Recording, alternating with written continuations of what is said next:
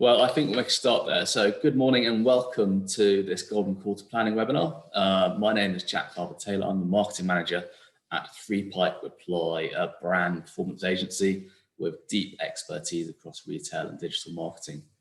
So just 85 days until the start of the Golden Quarter, we had a number of requests from clients and partners asking about what they should be doing ahead of this sort of key selling period. So we put together a really exciting lineup of speakers this morning. And we're going to be kicking off with Farad, our Chief Executive, also on the screen.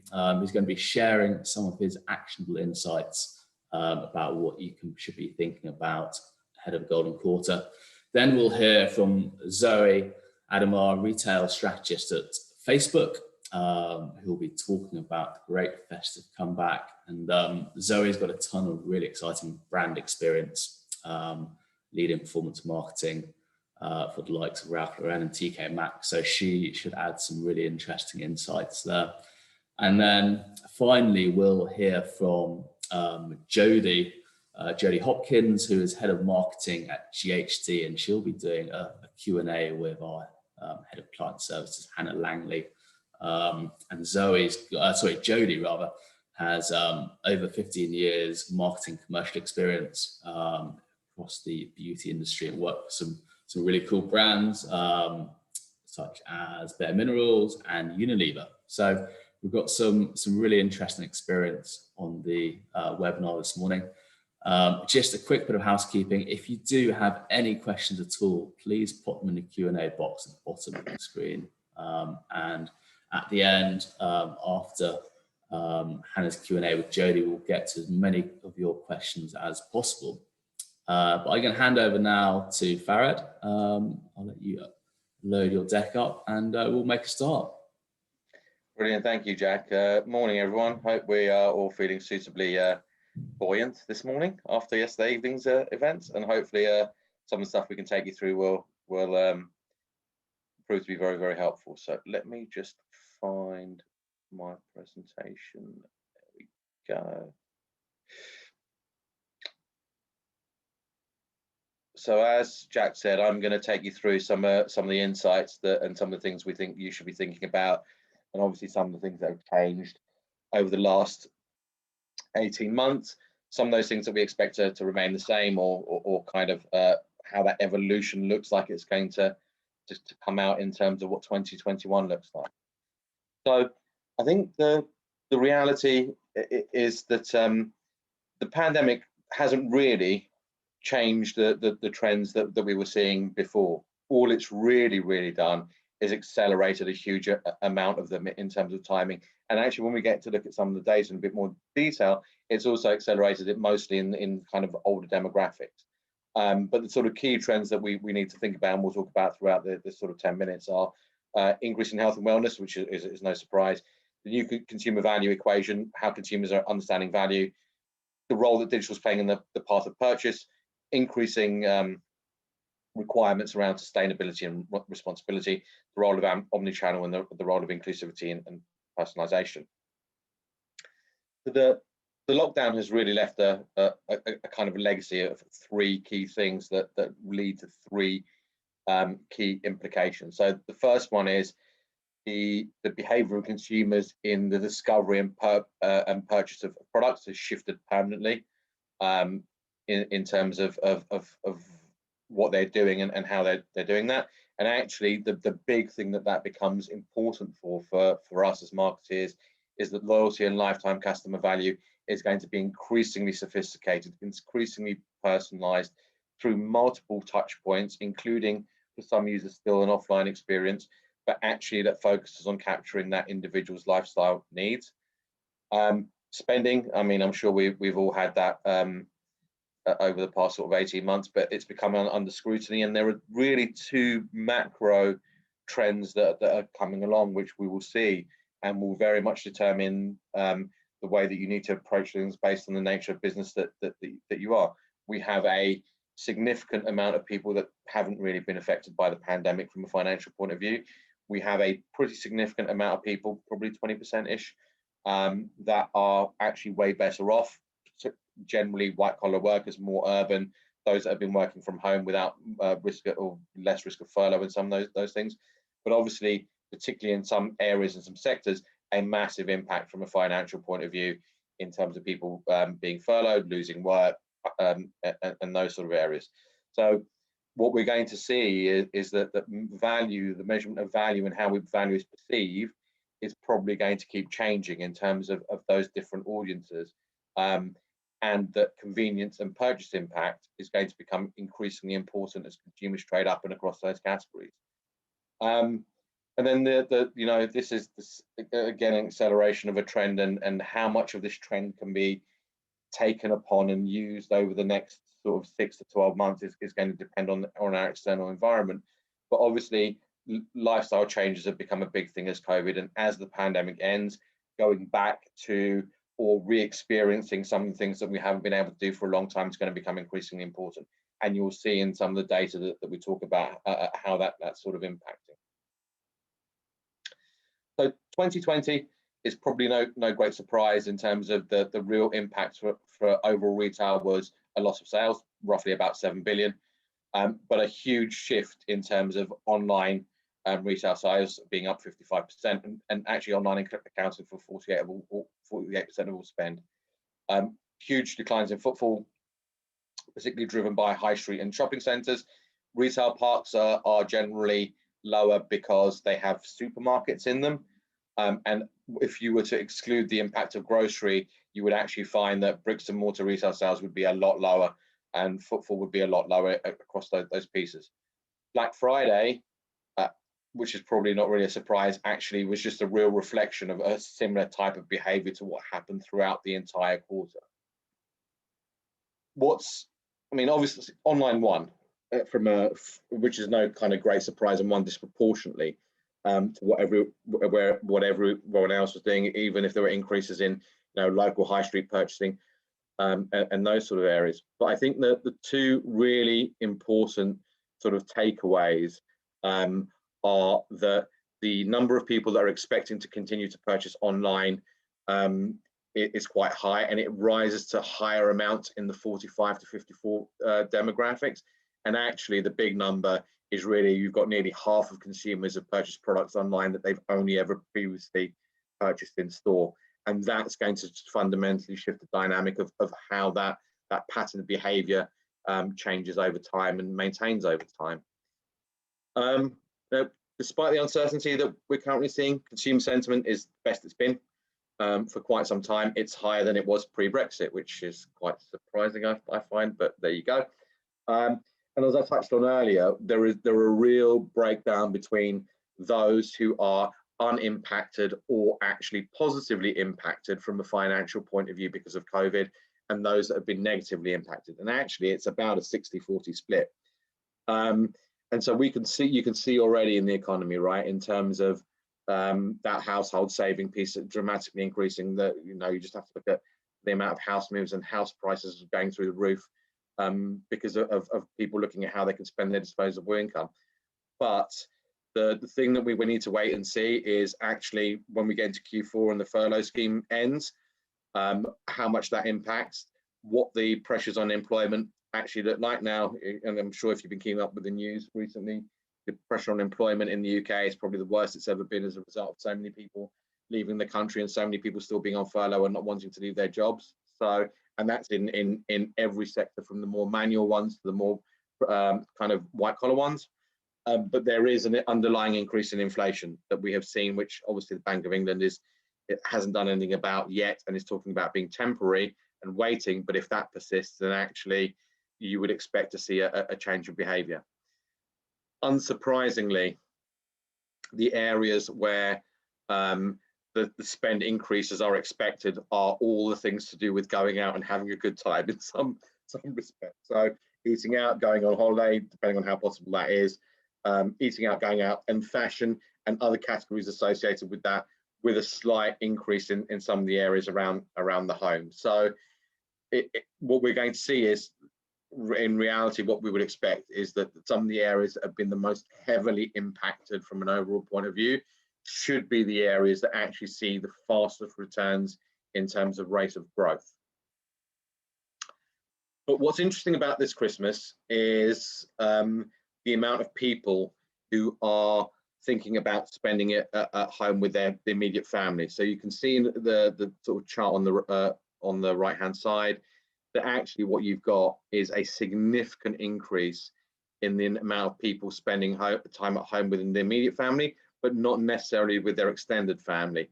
And depending on how that works out, it could actually leave us with a bumper kind of piece of spending for Christmas compared to 2021, given that, you know, the amount of people that are actually going to be abroad and all those things kind of decline.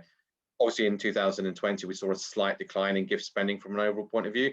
That's not something that we would necessarily expect to see for this year. And one of the big reasons for that is you know, people are keen to make Christmas extra special, and there is definitely a divide in terms of male and female, but overall people are less willing to take chances.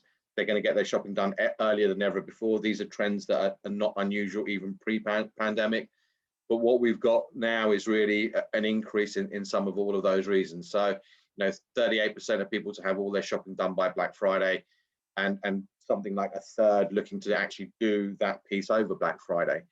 And I think the other piece that you really have, and this is not, it's very true of most sectors, is women, when it comes to consumer behavior and purchasing for gifts or any event, tend to be better planned than men do, tend to do things more in advance, while men tend to buy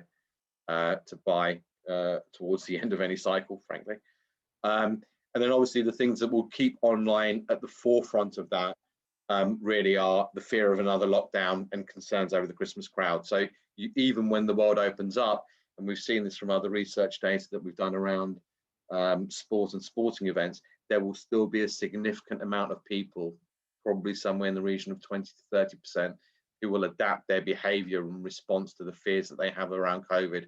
And that will make a significant impact in terms of, you know, this idea of returning to normality in some way, shape or form probably won't get there, because there are going to be a number of people that are going to make risk assessment decisions in a very different way to the way that they would have made them before. So I don't think it's any surprise that Black Friday is an important event. And last year, the percentage of retailers offering a discount went up to 90, as opposed to 85% the year before. What I think is more interesting, and will be interesting to watch this year, is actually the length of promotions. So you can see that actually for last year, compared to the averages of the year before, the percentage of people actually starting their Black Friday promotions 2 weeks out has significantly increased. The amounts that have actually started a week out have significantly increased. So it's not, while Black Friday and Cyber Monday traditionally tend to be the days that you take the most sales, retailers that have performed very, very well for us over the last couple of years have understood how to take some of that early. It might impact what your overall Black Friday sales are, but actually what you tend to find is you've taken some of the sales earlier at slightly higher margin, which then makes the overall work. So that whole cycle of planning and how you do things and when you do things and the length of time you do things, I think is going to be important. What did happen last year was a reign of promotional activity after Cyber Monday, really to give people reasons to go back into stores when they opened up, and to capitalize on the potential built up spend. Whether we see the same behavior, I think some of you guys are probably in a better position to understand how you're going to treat that in terms of when we get there. But in reality, given the fluidity that we're going to need to kind of see and have, given what's going on, I would expect that actually Black Friday to be still quite aggressive, with some tactical thinking about how to deal with the situation after that, based on what we're seeing at the time. The reality is, though, you know, for a chunk of people, in-store remains a significant channel and a significant piece in terms of their research and their purchasing behavior. And as you can see, that actually across all adults, you're roughly at 30, sort of late 20%. But particularly if your audience is slightly in the older demographic, that in-store experience is still a much more important piece of what you need to do. But I think if you look at the far right, the overall percentage of people intending to shop in store is still decreasing from 19 to 20 to about 30%. And it's likely, depending on the COVID situation, to be between those two numbers. So therefore, at least 20-25% weaker than it's been historically, and that needs to be factored into the thinking that you're doing.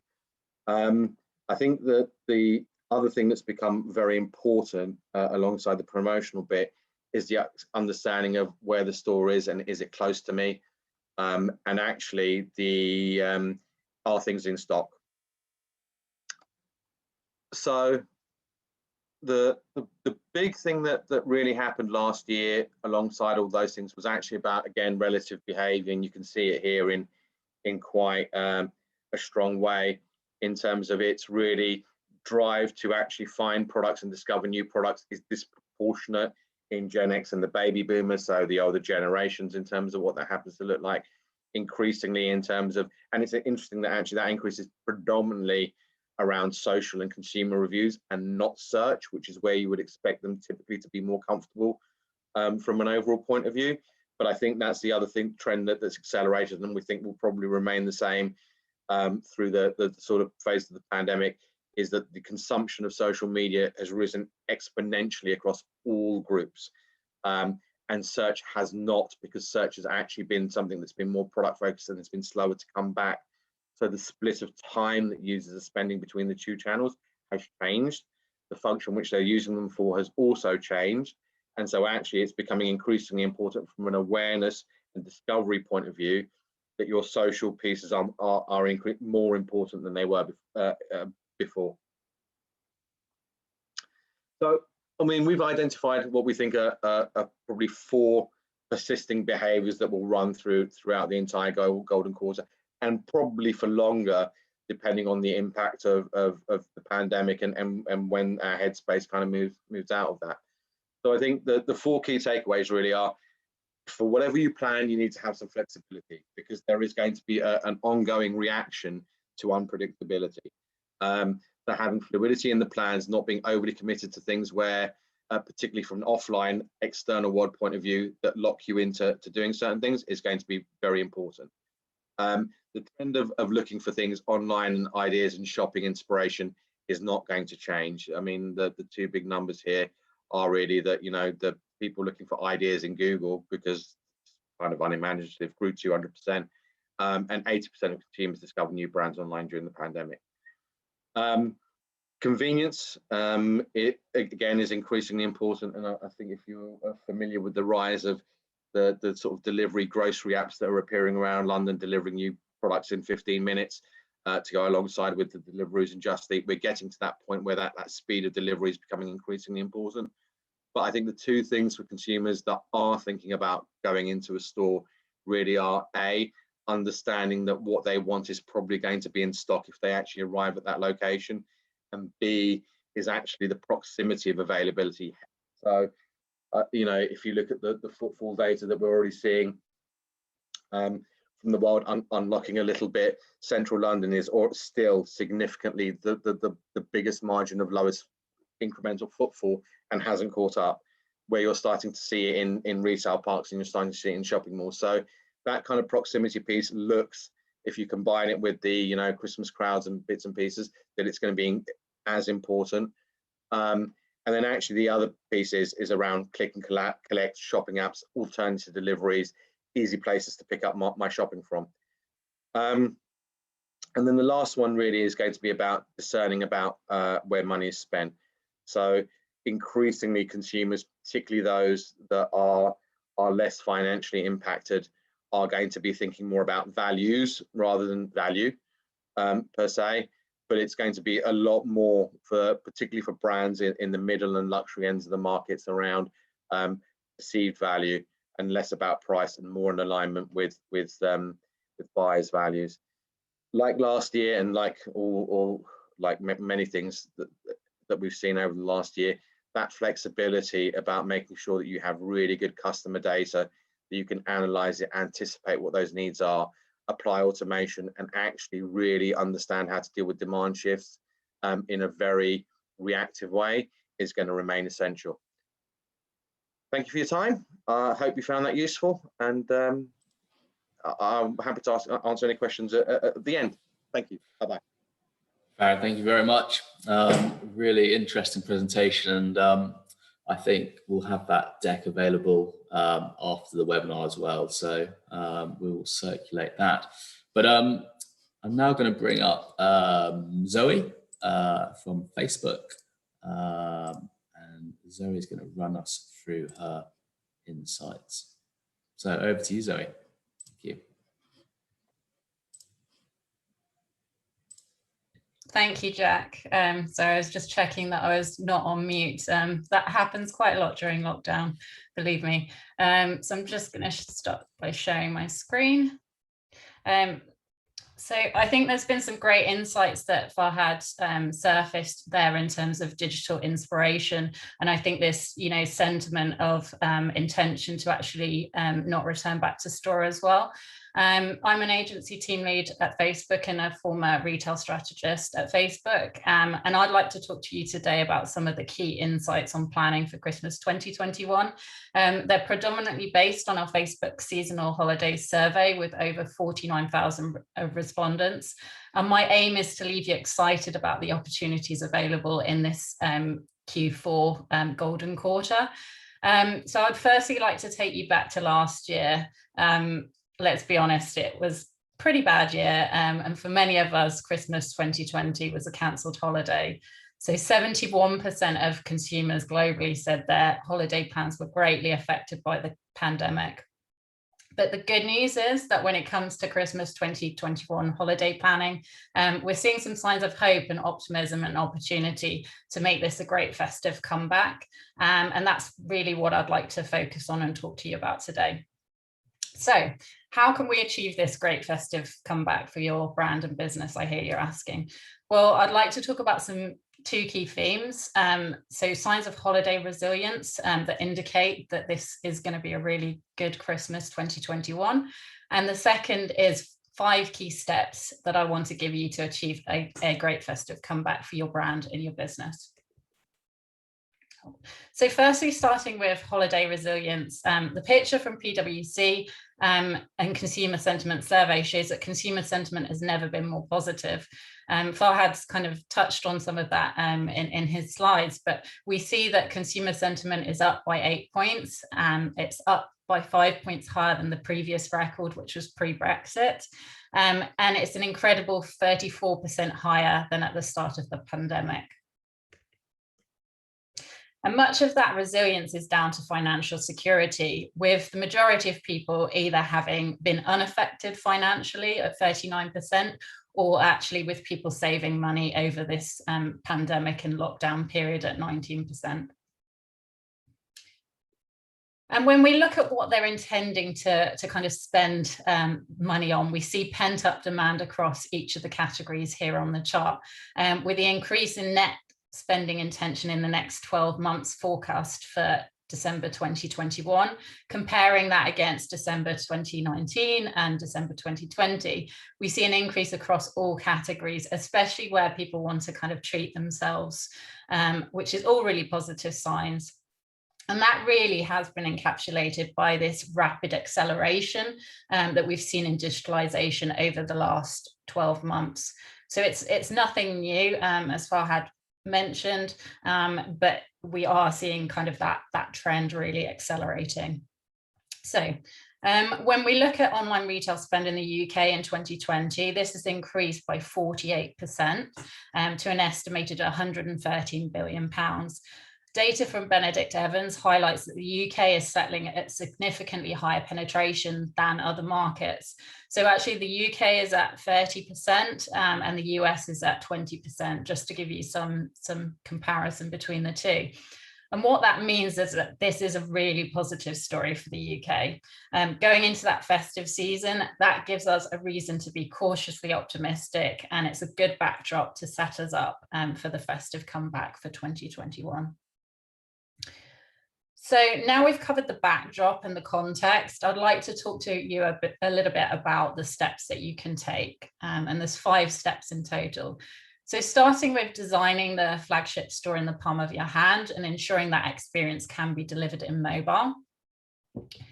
The second is tapping into the rise of continuous shopping and this concept of spontaneity and discovery and the opportunities around that for gifting.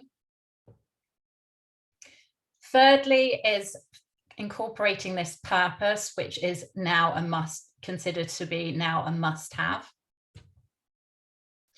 And fourth is really kind of supercharging these mega sales days by maximizing the moment and kind of recognizing that actually there are multiple sales days within the Q4 period. And lastly is identifying new habits and really mitigating the risk of any blind spots that could limit your growth opportunities as a brand or business.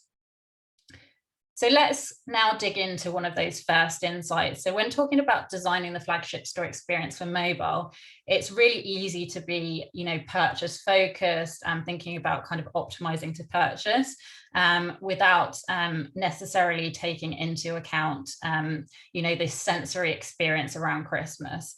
So Christmas should be all about emotion, joy, and experience. And that's really what we want to kind of tap into and what we mean by saying designing the flagship store experience in the palm of your hand. And I think this quote from a beauty brand just really kind of helps that bring that alive. And here the quote is, "My key concern is how do we replicate the online experience in store?"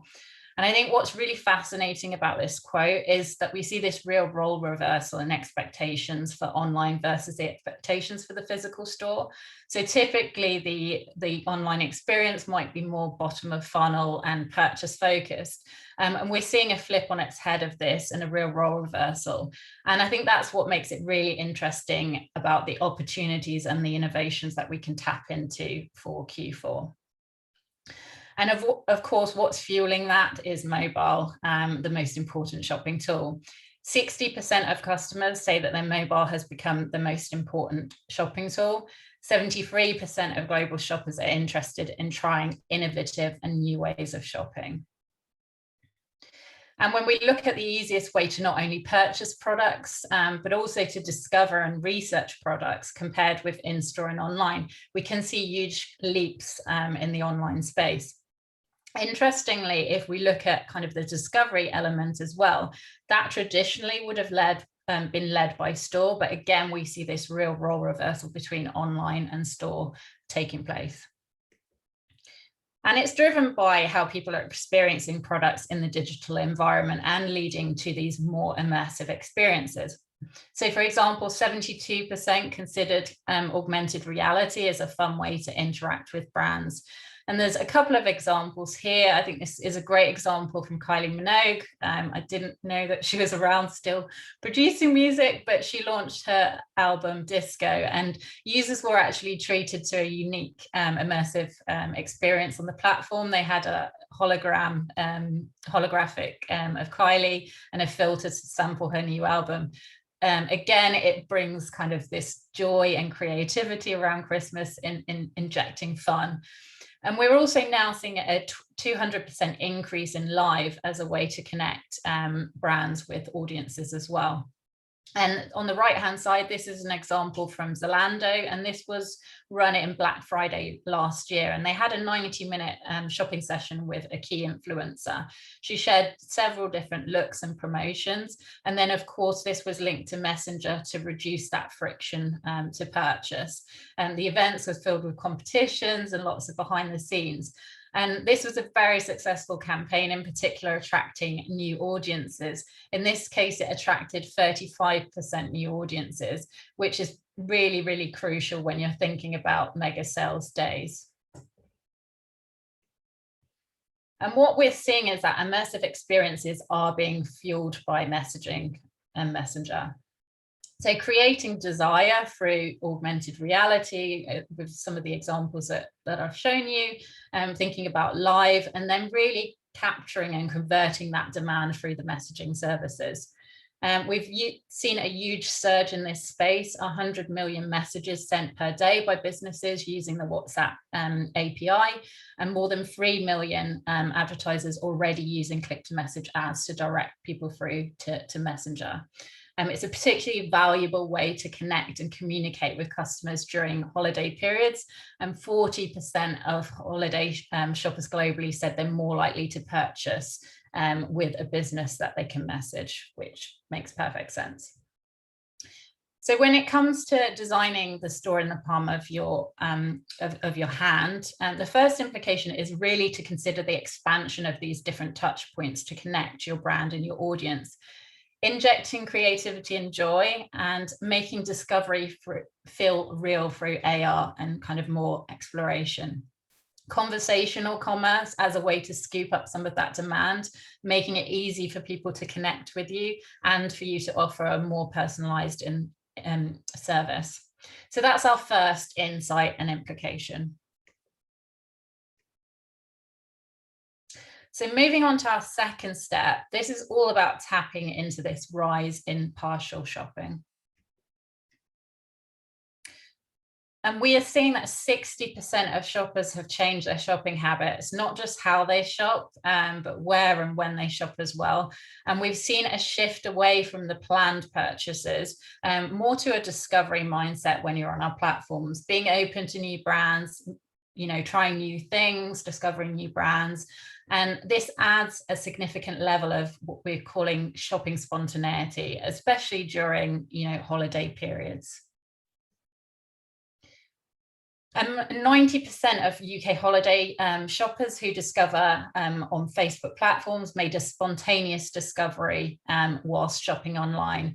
And really, I want to highlight that this is a key opportunity when we think about that in terms of incremental growth and the opportunity during specifically these holiday periods. Interestingly, 66% of those spontaneous discoveries are gifts. And we know that shopping and gifting can be a stressful experience. There's always that one person in your family who is notorious to buy for. For me, it would be my mum. 58% of holiday shoppers in the UK said they experienced difficulty in choosing what to buy for others, highlighting the necessity of discovery aids. So really tap into helpful gifting, tap into this shift from people finding products to products finding people, and then inspiring those people with gifting discoveries and making it as easy as possible for them to purchase with you. And that could be through, inspiring and removing that friction. It might be using shops. It could be using shopping tags. It might be using, creator content or conversational commerce.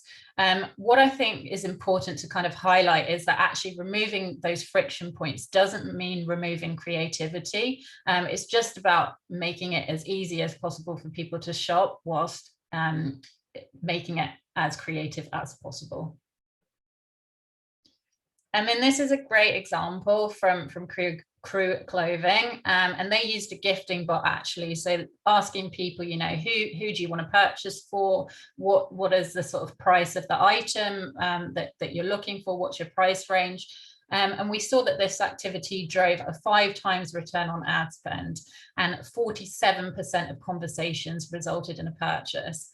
So this really was able to kind of capitalize on, driving that spontaneity on our platform, in particular for gifting and converting those people later onto purchase.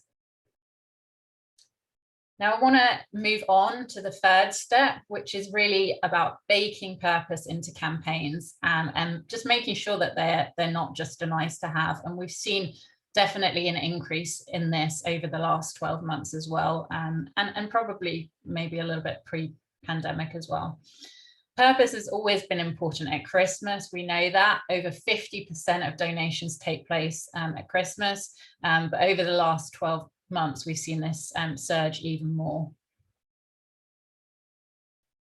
And when it comes to purpose, we've seen an increase in supporting local businesses, local community and small businesses. So 90% of consumers are willing to pay more to an ethical retailer or a brand who's giving something back to society and community. And 62% of shoppers surveyed in the UK took at least one action to support a local or an independent small business during the holiday season as well, which is great to see. And we see some broader shifts as well on our platform. So year on year, we're seeing some increases across empathy, reflect and heal. Local groups on Facebook grew their membership by 3.3 times. Signs of supporting your local community being even more important. And it's really interesting that actually we saw $5 billion US raised globally through personal causes and fundraising, and $3 billion of that since the pandemic. So a sense of wanting to give and contribute to the greater good. So the implication here is to really empower and make it easy for people to donate. There's a couple of examples here. So on the left-hand side, we have Trussell Trust, and they wanted to support a hunger-free future, making donations as simple and easy as possible using stickers and filters. And then the right-hand side, this great campaign from John Lewis, which is Give a Little Love, making it easy for people to donate. I love seeing these examples of the industry working together. So here on the left-hand side, we have an example from Channel 4 partnering with Stand Against Racism. And on the right-hand side, this example from Tesco, an example of a bigger brand coming through to support the collective, and a real sense, again, of empowering community. Representing your community more effectively using diverse voices with a purposeful gender, using creators to align with key values. We know that branded content ads help you reach more new customers effectively. So really empowering this community through this diverse representation as well. So moving on to the fourth step for a festive comeback is really tapping into those all-important mega sales days. And as I mentioned earlier, we've seen an increase in the number of mega sales days across Q4. It's interesting that 66% of mega sales days shoppers participated in an event to feel part of the community. And we've got Prime Day, we've got Singles Day, I'm sure I'm going to miss some, but we've got Black Friday, Cyber Monday, and don't forget that kind of sweet spot between, Boxing Day and New Year's Day as well. So what that says is that it's actually not about one specific moment, but it's about a collection of moments. And I think that's really important to consider when you're planning and getting prepared for Q4.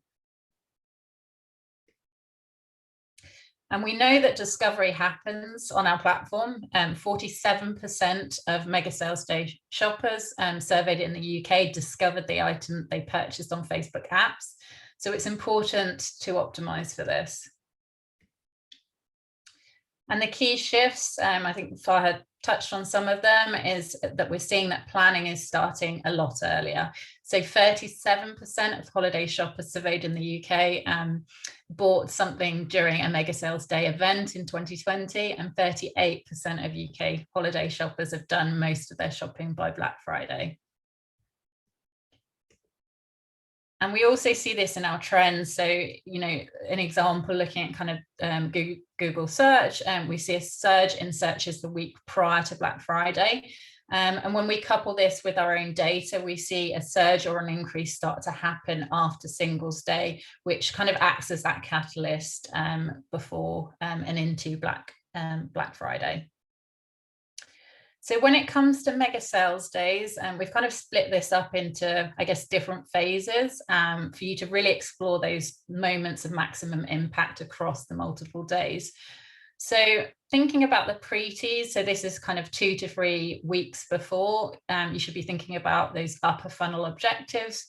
The tease, which is 1 week before, so thinking about that mid funnel, and then the big big day or the big sales moment. So optimizing, making sure that you're optimizing to those purchase events as well.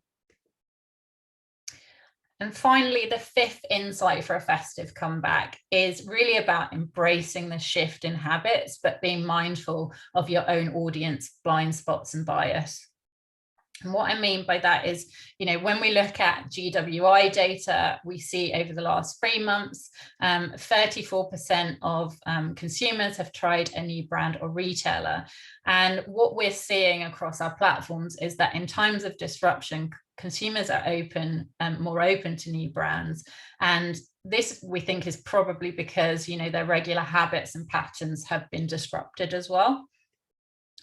And this, I think, will be supercharged for Christmas 2020 as this effect of disruption and more openness to try new brands during the holiday season. So 84% of UK shoppers, holiday shoppers, are likely to try new brands during this season. And that represents a huge opportunity to invite new audiences to your brand. And audiences are also shopping in new markets. So 32% of holiday shoppers in the UK report buying products that were shipped from another market this season, and 21% increase in online cross-border commerce across all markets as well. I think the key here is looking at optimizing for broader targeting so that we are mindful of those potential blind spots. So rather than just communicating and having some interaction with people having some connection with people that are already interactive with your brand, going broader beyond your demographic and interest targeting as well. And really let the machine learning do the work to help you find new customers where they are rather than where you expect them to be. And let the creative find your audience rather than the other way around, which is kind of the traditional way of doing things. So we know that there's 11 times difference between the top and the bottom performing creative in a campaign on our apps. So really optimize, test, and adapt accordingly to make sure that the right creative is tapping into the right audience as well. Use dynamic language optimization tools and multi-language and multi-country dynamic ads to make sure that you're making the most of those cross-border opportunities for international business. And discover new audiences by being aware of these media blind spots as well. So we know that the most important piece of content for Christmas is, the long form, TV ad and making and that content, but actually make sure that you're extending the reach of that. We know that there are 8 million weekly non-viewers, and that actually 78% in fact can be reached on our platform across Facebook and Instagram as well.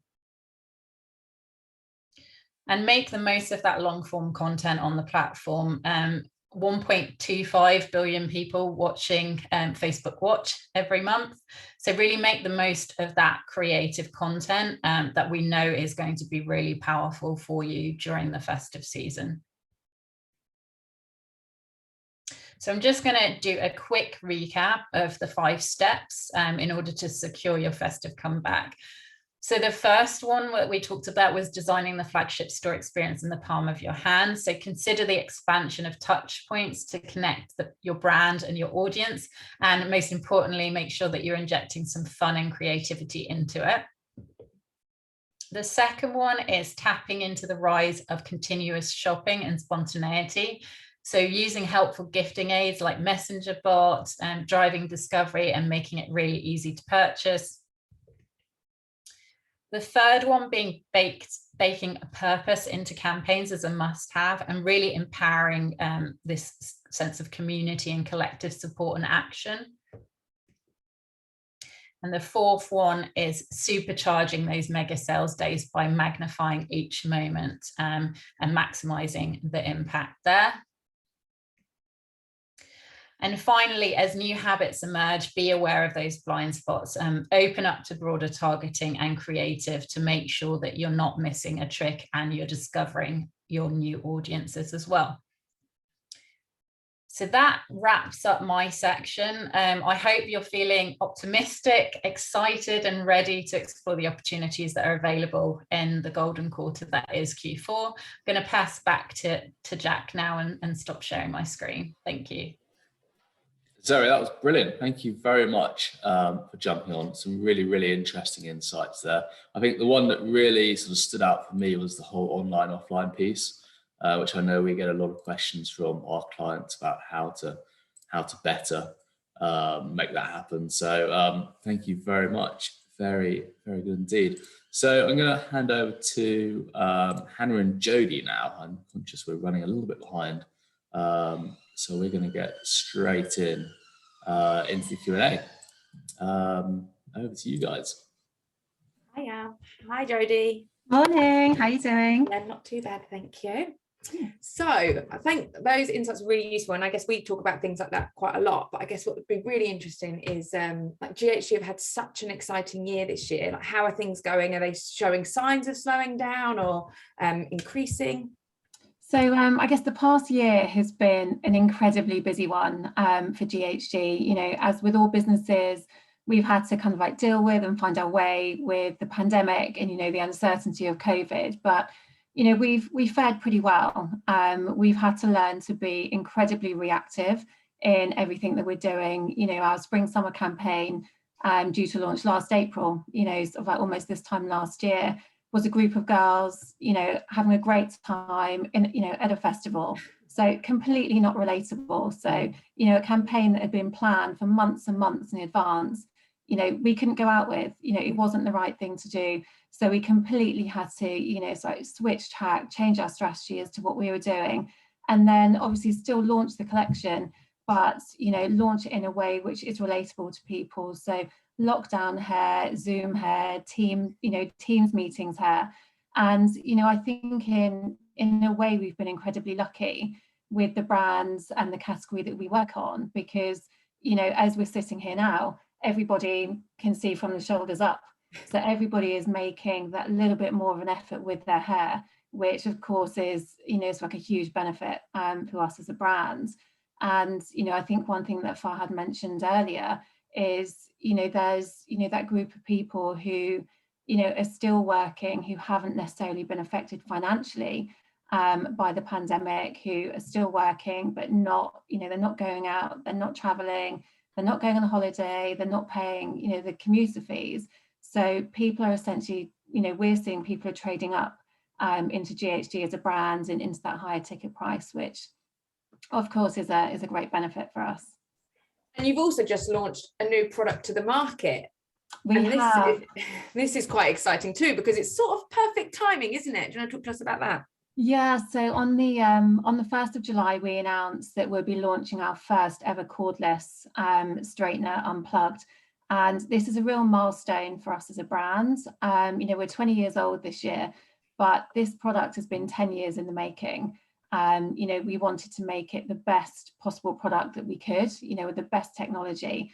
And, you know, so it's now come to the time of launch. We'll be launching nationally on the 15th of July. And, you know, it is that real milestone for us because our heritage is our straightener category.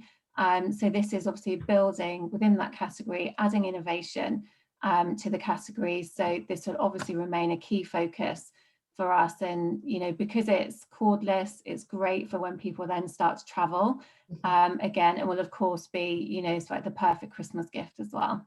Perfect. And we've been talking a lot today about how we can bring that offline experience online and being more immersive with experience, and people are calling it phygital. So how do you link them together? Obviously, a lot of what you did previously was consultations and sort of showing people.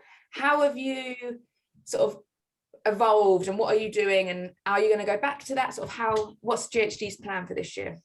Yeah, the whole consultation and trial and demo, you know, specifically within our premium retail landscape, you know, is still super key to us as a brand.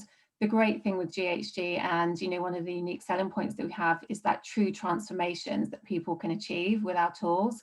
And the best way to really see that is to, you know, go and trial and demo them, you know, within store, within our premium retail space.